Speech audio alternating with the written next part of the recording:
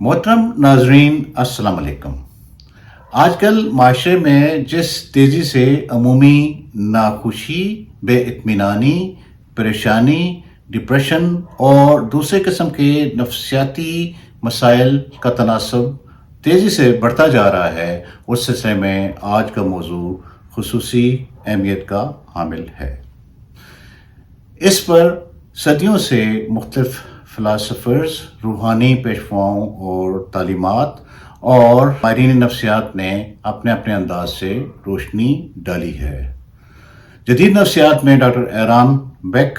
और doctor Albert Alice का काम इस सिलसिले में बहुत ज़रूरी और काबिल कदर है।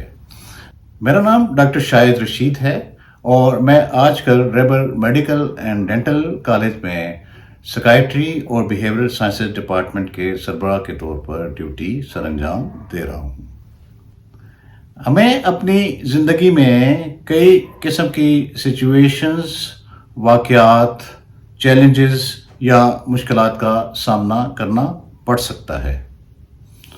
इसके जवाब में हमारे अमूमन दो किस्म के रिएक्शन या रद्द-ए-अमल हो सकते हैं। एक तो नॉर्मल या सेहतमंदाना या कंस्ट्रक्टिव रद्द-ए-अमल है, जो कि उस सिचुएशन या वाक़े के लिहाज से होता है। उसकी शिद्दत बहुत ज़्यादा नहीं होती, उसका दौरानिया बहुत ज़्यादा नहीं होता और वो बार बार नहीं होता, और उस रद्द-ए-अमल की वजह से हमारी सेहत, ताल्लुकात, तालीम या काम मुतासिर नहीं होता। दूसरे किस्म का जो रद्द-ए-अमल है वो एबनॉर्मल या डिस्ट्रक्टिव या गैर सेहतमंदाना हो सकता है, जिसकी शिद्दत उस वाक़े या सिचुएशन के लिहाज से ज़्यादा होती है, उसका जो ड्यूरेशन या दौरानिया ज़्यादा होता है और वो बार बार हो रहा होता है, और उसकी वजह से हमारी सेहत, ताल्लुकात, तालीम या काम या ज़िंदगी के दूसरे शोबे मुतासिर हो सकते हैं। यहाँ मैं वाज़ेह करना चाहूँगा कि हमारे रद्द-ए-अमल या रिएक्शंस जो होते हैं उसमें हमारी फीलिंग्स या एहसासात, हमारे जिस्मानी या फिज़िकल रिएक्शंस, हमारी तहरीकें या इम्पल्सेस और हमारे रवैये या अमाल या बिहेवियर्स शामिल हैं। अब वो कौन सी चीज़ है जो कि हमारे सेहतमंदाना रद्द-ए-अमल या रिएक्शंस को गैर सेहतमंदाना या डिस्ट्रक्टिव या एबनॉर्मल बना देती है। अमूमन हम समझते हैं कि एक वाक़या होता है या सिचुएशन आती है, वो हमें खफा या खुश कर देती है या हमें गुस्सा या परेशानी वाली कैफियत में मुब्तला कर देती है। यानी अगर वाक़े को हम एक्टिवेटिंग इवेंट कहें और उसको ए से ज़ाहिर करें, और जो हमारा रद्द-ए-अमल है उसको हम कॉन्सिक्वेंस कहें और उसको सी से ज़ाहिर करें, तो बुनियादी तौर पे हम ये कह रहे हैं कि ए लीड्स टू सी, यानी ए के बाद सी आता है। लेकिन आपको पता है कि ए के बाद सी नहीं आता। There is another letter in between A and C and that is B. So A के बाद सी नहीं आता, ए के बाद बी आता है, और ये ए सी नहीं है, ए बी सी है। अब बी क्या है? बी हमारी सोच है। हम जिस सोच के ज़ाविये से उस सिचुएशन या वाक़े को देख रहे हैं, जो हमारी परसेप्शन है, और सबसे बड़ी बात यह है कि उस वाक़े को जो हम मीनिंग दे रहे हैं, जो मतलब दे रहे हैं, उससे हमारा रद्द-ए-अमल बन रहा है, सेहतमंदाना या गैर सेहतमंदाना। अब मसला ये है कि हमें जो सोच आती है, हम अक्सर औक़ात उससे आगाही नहीं होते, और अगर आगाह हो भी जाएं तो हम समझते हैं कि ये बिल्कुल सच है, अक्ले कुल है। हालांकि सोच तो सोच होती है, वो तो एक हमारा पर्सपेक्टिव होता है या पॉइंट ऑफ व्यू होता है, या सोच का एक ज़ाविया होता है। और ये जो सोच का ज़ाविया है, ये एक वीडियो जो है सच का फ़रेब, जिसमें 6 अंधे दोस्त हाथी को देखने जाते हैं, उसमें बड़े बखूबी इसको एक्सप्लेन किया गया है, इसको बयान किया गया है। तो अगला स्टेप ये है कि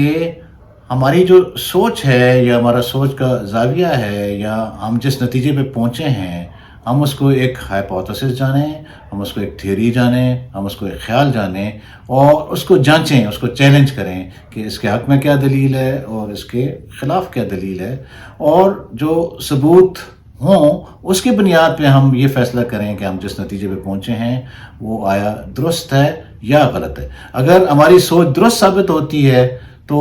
اس سلسلے میں جس مسئلے کی ہم نے پرابلم سالونگ کرنی ہے، جو مسئلے کا حل کرنا ہے، اس کی طرف ہم جائیں، اور اس سلسلے میں یہ جو ویڈیو ہے پرابلم سالونگ پہ وہ آپ کو مدد کرے گی۔ لیکن اگر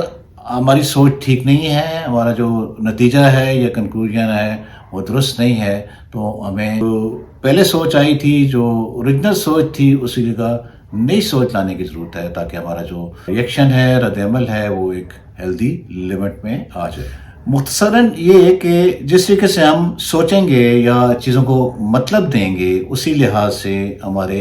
ریئیکشنز یا رد عمل ہو جائیں گے، اور بنیادی طور پہ حقیقت یا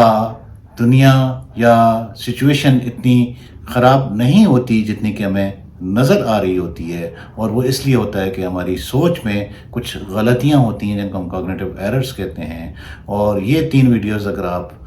تھوڑا سا وقت نکال کے سنیں گے تو آپ کو یہ واضح ہو جائے گا کہ یہ تھنکنگ ایررز کیا ہیں اور کس طریقے سے یہ ہمیں مختلف قسم کی منفی جذباتی کیفیات میں مبتلا کر دیتی ہیں۔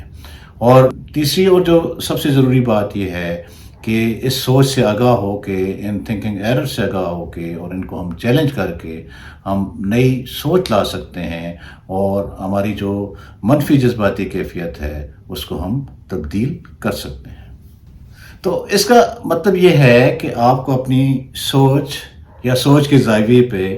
ایک مستقل نگاہ رکھنے کی ضرورت ہے، تاکہ آپ کو پتہ چلتا رہے کہ جب بھی آپ کے کوئی ریئیکشن زیادہ ہو رہے ہیں یا غیر سپندانہ ہو رہے ہیں تو اس کے پیچھے آپ کی منفی سوچ کا ہاتھ ہے، اور آپ اس منفی سوچ کو پہچان سکیں اور اس کو چیلنج کر سکیں اور اس کی جگہ نئی سوچ لا سکیں۔ اس سلسلے میں ایک ڈائری یا جرنل کا استعمال آپ کے لیے مفید ثابت ہو سکتا ہے۔ اور آپ اگر کسی نفسیاتی بیماری جیسے پریشانی یا ڈپریشن کے شکار ہیں تو اس سلسلے میں آپ کے لیے شاید یہ مناسب ہوگا کہ آپ باقاعدہ طور پر کسی سائیکو تھراپسٹ یا CBT تھراپسٹ سے آپ مدد حاصل کریں۔ آپ کا بہت شکریہ کہ آپ نے وقت نکالا اور اس ویڈیو کو دیکھا۔ امید ہے کہ یہ آپ کو مفید لگی ہوگی، اور اگر آپ کو یہ مفید لگی ہے تو آپ اس چینل کو سبسکرائب کریں اور بیل آئیکن کو دبا دیں تاکہ آئندہ بھی آپ کو اس قسم کی ویڈیوز ملتی رہیں۔